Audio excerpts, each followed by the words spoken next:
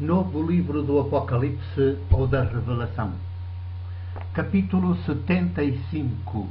Título: Portugal está a tornar-se um país de garotos. 1. Podem porventura colher-se uvas dos espinheiros ou figos dos abrolhos? A pergunta é de Jesus, do Evangelho de Mateus 7,16. No contexto é formulada a propósito dos profetas que não prestam, mas que se fazem passar por profetas que prestam. Podemos pegar na pergunta e com ela olhar com mais juízo e mais ciência a nossa sociedade contemporânea, com destaque para a portuguesa, manifestamente enferma, mas sempre a dar-se ares de saudável que os seus executivos nunca se autocriticam, muito menos quando governam com novas eleições já no horizonte. Elas, as eleições, ainda vêm longe, estou a escrever no início de abril de 2008, apenas em 2009, lá mais para o segundo semestre, mas eles veem esse dia como se ele fosse já amanhã, e branqueiam o que há de mais sujo e sujam o que há de mais limpo. Por amor do país e das populações, nada disso, para se perpetuarem no poder, indefinidamente. 2. O que o ditadorzinho Salazar fez sem eleições ou com eleições viciadas, fazem hoje os novos salazaritos com eleições oficialmente limpas. Mudam os processos, mas não os comportamentos. É tudo um bando de hipócritas, de garotos. Vestem de executivos, mas são garotos. Politicamente garotos. Profissionais da mentira. Chamam branco ao preto e preto ao branco. Pedra ao pau e pau à pedra. E os da comunicação social, reduzidos ao vergonhoso papel de pés de microfone, limitam-se a reproduzir as suas mentiras, sem um pingo de sentido crítico, sem o atrevimento da mais pequena dissidência, sem o mínimo de dignidade humana e profissional. Pés de microfone simplesmente, com salário garantido ao fim do mês, dignidade humana e profissional, já foi chão que deu uvas.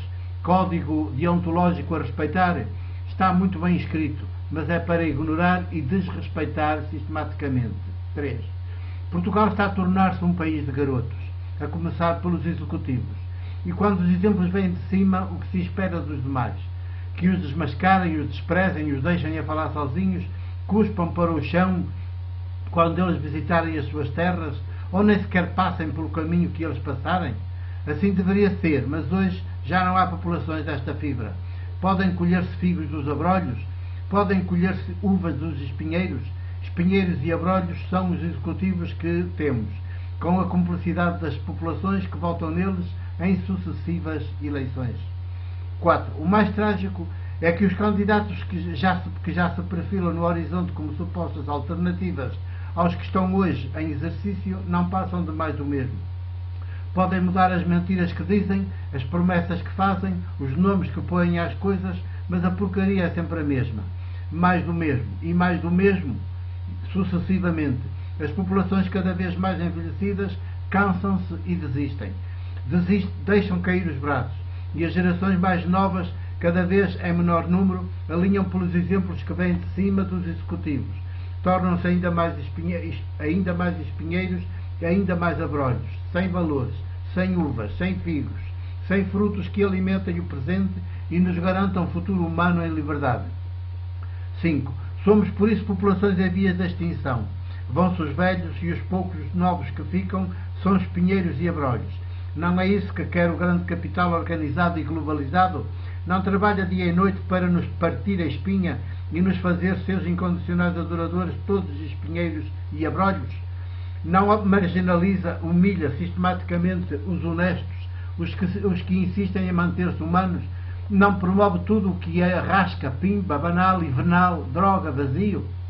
O que é que o grande capital organizado e globalizado sabe de ideal, de caráter, de palavra dada, de código de honra, de honestidade, de liberdade, de cultura, de sentido crítico, de beleza, de arte, de literatura, de poesia, de humanidade, de espiritualidade, de mentes sãs em corpos sãos, de afetos partilhados, de ternura, de amizade, de relação, de proximidade, de mesas partilhadas, de educação, de autenticidade, de mistério, de sexualidade praticada, de amor erótico, de amor HP, de graça, de verdade, de partilha da riqueza, de produção de riqueza segundo as necessidades de cada qual, de paz. 6. O grande capital organizado e globalizado é o Deus, o grande Deus, o único Deus no século XXI, mas o mais estúpido dos deuses que alguma vez já existiu à face da Terra, o mais cruel dos deuses, o mais descriador de humanos. O grande capital organizado e globalizado é o abrolho organizado em sistema e em incansável ação dia e noite. É o espinheiro organizado em sistema e em incansável ação dia e noite. Produz dinheiro, não produz uvas, nem figos. Produz dinheiro sem produzir uvas nem figos. Cultiva a inteligência nas escolas, nunca houve tantas como hoje, mas apenas a inteligência de mente, subserviente à crítica, executiva, funcional. Estuda-se cada vez menos e multiplicam-se cada vez mais os chamados cursos de formação profissional. Por isso, inteligência só mesmo à medida da função que tenham de desempenhar dentro do sistema, segundo as necessidades do organigrama do sistema. Homens, mulheres, seres humanos integrais só atrapalham. Funcionários sim, e funcionárias vistosas, sexualmente apelativas, sedutoras, bem vestidas, despidas, acompanhantes, apenas enquanto jovens, obviamente, depois prostitutas rascas de estrada. 7. Não ouviram da manhã do último domingo de março até a nossa austera Antena 1 entrevistar durante uma hora uma dessas famosas acompanhantes com blog e tudo e apresentá-la ao país como modelo de profissional de sucesso? Não a promoveu descaradamente ao seu blog, o que há de mais rasca? Não disse sem nunca, é claro, o dizer explicitamente que é por aí o caminho do sucesso para as novas gerações que tenham um corpinho jeitoso? E o que fazem hoje os jornais todos, as rádios todas e as televisões todas com o desnorteado e amoral do Cristiano Ronaldo, o craque número 1 do futebol português? E o rapaz não está a fazer o que pode e o que não pode para vir a ser, em 2009, o melhor do mundo? Aonde vamos parar com espinheiros destes, com abrolhos destes? Que uvas produz o espinheiro Ronaldo? Que figos produz o abrolho Ronaldo? Acompanhantes, elas, futebolistas, eles, é tudo o que temos a propor às novas gerações? Que futuro para este presente? 8. O grande capital organizado e globalizado é inteligente, mas apenas a inteligência intrinsecamente de mente. Posto a governar o mundo, leva-nos a todos para a loucura individual e coletiva, para a demência individual e coletiva. Não é para onde estamos a levar em velocidade cada vez maior, cada vez mais descontrolada às novas gerações? Sucedem-se homicídios e suicídios todos os dias aqui e ali. As estradas, as auto e as outras, são cada vez mais estradas de morte diária. Os prédios caem em derrocada. Os desmandos da natureza sistematicamente agredida e maltratada sucedem-se a catadupa no verão como no inverno. Não é a inteligência de mente em ação e no seu pior?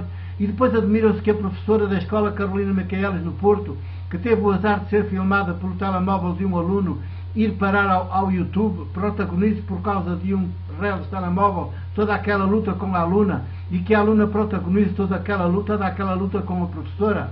9. A inteligência de mente está a ser cultivada dia e noite de modo científico. Nós aplaudimos com ambas as mãos e depois ainda achamos estranho que tudo isto se passe.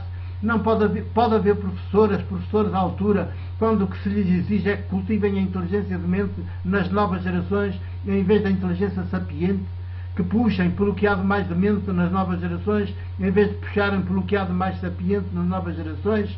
Pode haver estudantes, elas e eles, à altura, quando tudo o que lhes propomos é que elas sejam acompanhantes de primeira água de executivos e de outros endinheirados e estúpidos sou eu quem diz, porque para o grande capital organizado e globalizado, estúpidos são só os não endinheirados, e que eles sejam Cristianos Ronaldos a sonhar ser os melhores do mundo no futebol, que ele, o grande capital organizado e globalizado, venda toda a hora, do dia e da noite, de modo mais descarado e sem vergonha? 9. 10. Não é ele o Cristiano Ronaldo que veste a camisola das esquinas? Não é ele que mostra Portugal ao mundo? Não é ele que aparece em tudo quanto é publicidade nas TVs, nas rádios, nos jornais e nas revistas? Não é ele que vende a sua biografia com fotos dele a fazer xixi em miúdo e cocó? Não é ele que se vende a ele próprio como um prostituto, entre outros, no caso dele, prostituto do futebol do grande capital organizado e globalizado? Não é ele que compra as acompanhantes que quiser, 1, 2, 3 ou 4 por cada noite? Não é ele o modelo de jovem e de homem que oferecemos hoje às poucas crianças e aos poucos adolescentes que nascem cada vez em menor número? 11. Escolas, mas há escolas hoje? Não estão todas reduzidas a locais de evasão, de diversão, de gozação, de charros, de cultivo de facilitismo e da inteligência de mente? Por acaso o grande capital organizado e globalizado que tudo financia e legisla, mediante os executivos de mão, à frente de cada país, pode estar interessado em formar mulheres, homens sábios, da estatura de Jesus de Nazaré? Pode estar interessado em desenvolver inteligências sapientes? Não é ele próprio demente? A demência é organizada e globalizada e gerador de demência individual e coletiva? 12. Igrejas. Mas há igrejas hoje em Portugal e na Europa? Não estão todas reduzidas a espaços de estupidez, de absurdo, de religião, de demência, de medo? Não são hoje refúgio para gente que não ousa produzir uvas nem figos, meros espinheiros e abrolhos, sem audácia para estar no mundo ao jeito de Jesus e animados da sua mesma fé? Conhecem locais onde mais se cultiva o medo e a demência do que nas igrejas convertidas todas em outras tantas religiões? Bispos, mas não estão todos os de Portugal estes dias reunidos em Fátima, o espaço eclesiástico católico mais demente do nosso país, a dividir poleiros entre si, a confirmar na condução da Conferência Episcopal Portuguesa o vazio, a falta de sabedoria, a ostentação, a vaidade, o privilégio, o medo da liberdade que o arcebispo de Braga, Jorge Ortiga, representa? 13. Mas ainda há bispos em Portugal? Digam-me onde é que eles estão. Não são todos mais do mesmo? Não são todos poder, privilégio, inteligências de mentes ao serviço do medo, defensores do status quo, do religioso, do Deus ídolo? E veem algum deles disposto a mudar de Deus, a deixar o Deus ídolo para aderir ao Deus vivo de Jesus?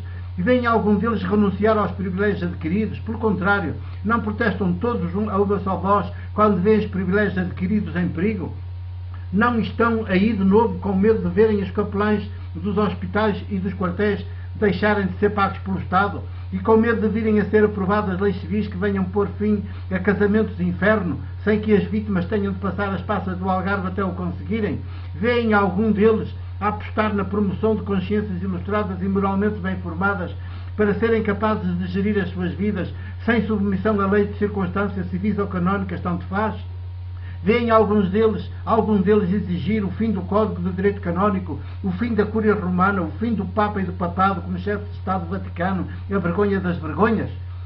14. Bispos da Igreja de Jesus e hierarcas católicos, estes que temos no país e na Europa? Veem algum dos que estão em Portugal exigir publicamente o fim da concordata em vigor desde o tempo do sinistro Salazar e do seu regime ditatorial, mas que foi todo favorável aos grandes interesses eclesiásticos? Não estão todos, pelo contrário, a exigir que a concordata recentemente reformulada, atualizada, seja posta em execução quanto antes? Bispos da Igreja de Jesus, estes bispos príncipes, senhores incontestados das dioceses, ao mesmo tempo que meros pés de microfone e paus mandados da Cúria Romana, a continuadora do Império Romano? 15. Pode alguém colher uvas destes espinheiros e figos destes abrolhos que são as igrejas diocesanas dos hierarcas e dos privilégios? Não são elas também como as escolas e igrejas do grande capital organizado e globalizado, cujas catequeses de crianças e de adolescentes o que mais fazem é apresentar um mítico Jesus praticamente nos antípodas de Jesus de Nazaré, bem como as desgraçadas crianças das aparições de Fátima inventadas pelo clero como modelos de vida para elas e para eles? Não são catequeses que visam alimentar e fomentar a inteligência na sua dimensão de mente, em vez de na sua dimensão sapiente? Não têm os bispos e os seus párocos medo, muito medo de inteligências sapientes, críticas, soberanas, emancipadas, dissidentes, saudavelmente irreverentes? 16. Não são todos como aqueles doutores da lei do tempo e do país de Jesus, com os quais o jovem Jesus do Evangelho de Lucas, aos 12 anos de idade, já os desmascarava nas suas mentiras e falsidades? Não matam eles também a originalidade, a criatividade, a festa, a sexualidade, a liberdade, nos que se deixarem guiar pelas suas doutrinas moralistas? Do que os bispos verdadeiramente gostam não é de parcos submissos, subservientes, funcionários do religioso, homens sem afetos e sem audácia, teologicamente incultos e idólatras? Não os metem a todos nos templos, a enriquecer cada vez mais à custa de celebrarem vezes sem conta rotinas e ritos que estupedificam quem os executa e quem a eles assiste, sem direito à palavra, muito menos ao protesto? 17. Igreja de Jesus isto, bispos da Igreja de Jesus isto, presbíteros da Igreja de Jesus isto, do Evangelho de Deus vivo isto. Deixem-se de coisas. Atentem cada vez mais em Jesus de Nazaré e vão por ele. Aí está ele sempre oportuno e sempre certeiro, por isso o mataram depressa. Podem porventura colher-se uvas dos espinhos e figos dos abrolhos. Toda a árvore boa dá bons frutos e toda a árvore má dá maus frutos. A árvore boa não pode dar maus frutos, nem a árvore má dar bons frutos. Toda a árvore que não dá bons frutos é cortada e lançada ao fogo. Pelos frutos, pois, os conhecereis. Mais palavras para quê? 2008, abril 2. O meu abraço e o meu beijo de presbítero da Igreja do Porto.